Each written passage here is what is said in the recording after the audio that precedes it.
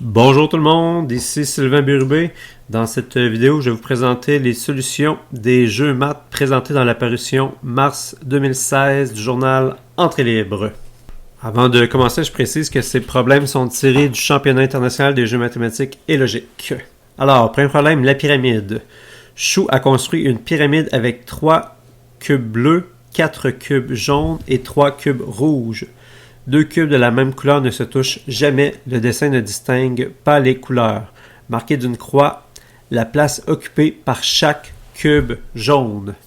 Alors, deux trucs importants. Il y a dans la construction 4 cubes jaunes et puis 2 cubes de la même couleur ne se touchent jamais. La seule façon de disposer 4 cubes dans cette construction-ci de sorte qu'ils ne se touchent jamais, c'est de placer le cube jaune au centre ici, pour en avoir un à chacune des extrémités. Deuxième problème, le circuit. Dans l'exemple suivant, on a tracé un circuit fermé passant exactement une fois par le centre de chacune des 8 cases carrées du quadrillage. Faites de même avec les 18 cases de la figure suivante dans laquelle 3 segments du circuit sont déjà tracés.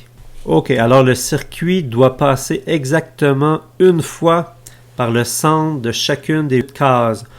On remarque entre autres que dans les cases en coin, nécessairement, on doit y entrer et y sortir. Il y a seulement 2 accès dans les cases des coins, donc nécessairement, pour la case ici, on doit aller de cette façon-ci. Ici pour celle-là. Pareil pour celle en coin ici. Puis pareil pour celle en coin ici. Bon, ben, un coup qu'on a fait ça, ici, nécessairement, on ne peut pas aller par là. Ici, on pourrait aller ici, mais on serait bloqué ici. Donc, nécessairement, ces deux chemins-là sont reliés. Pareil ici, pareil ici, pareil ici.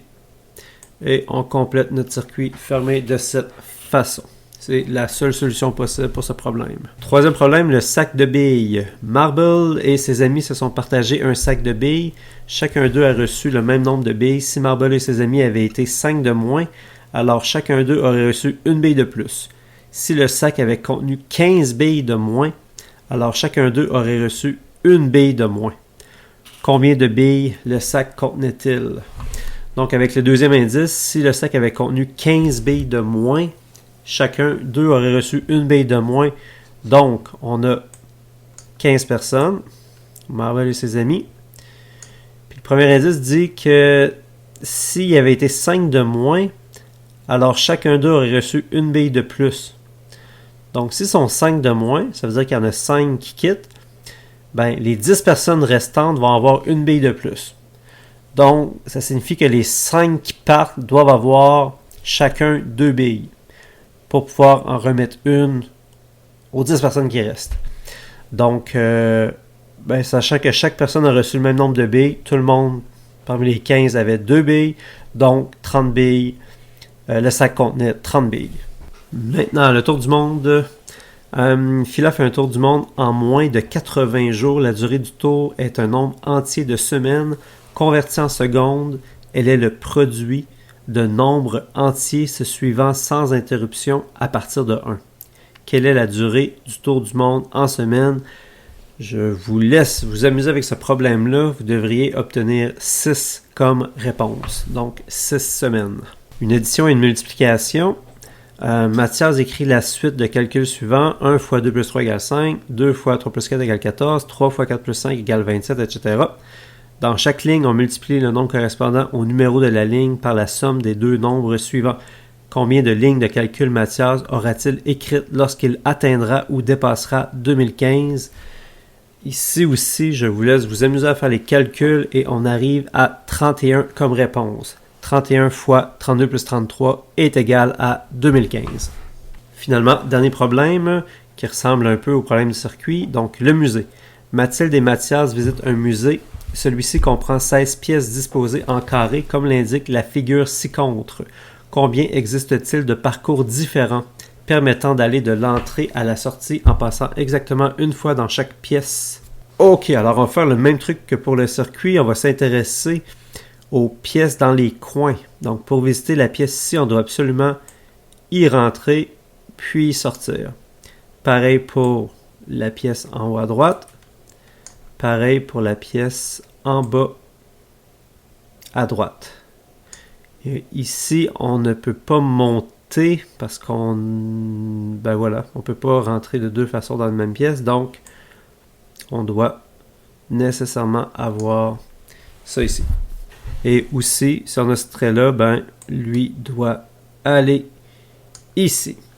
Alors, on est certain qu'on va avoir ces chemins-là. Maintenant, il existe combien de parcours permettant d'aller à l'entrée et à la sortie, sachant qu'on va absolument avoir besoin de ces bouts de chemin-là? Ben, on va les compter ensemble. Alors, pour commencer, ben, voyons si on part vers la droite ici, qu'est-ce qui se passe? OK. Ici, on a deux choix. Soit qu'on va par en haut, soit qu'on va par à gauche. Essayons à gauche pour commencer. Donc, on va là. Ici, on n'a pas le choix d'aller à gauche, en haut. Et là, on n'a pas le choix d'aller en bas, à droite, en haut. Donc, voici un premier chemin où on a été à droite ici, puis à gauche là. On va essayer maintenant d'aller par en haut. Donc, nécessairement, on doit faire ce bout de chemin-là. Donc, voilà une deuxième possibilité. Donc, ça, c'est les deux possibilités si, au départ, on va à droite. Maintenant, on va essayer d'aller par en haut pour commencer à la place. Donc, si on va par en haut, ici aussi, on semble avoir deux possibilités. Donc, essayons à droite. OK, on doit aller en bas. Et là, ici, on doit nécessairement faire ce chemin-là comme ça. Donc, voici une troisième possibilité. Cette fois-ci, à la place, on monte ici. Alors, on doit aller comme ça ici. Puis monter. Donc, ça semble être les 4 parcours différents permettant d'aller de l'entrée à la sortie en passant exactement une fois dans chaque pièce. Voilà, j'espère que ces petites présentations vous ont plu.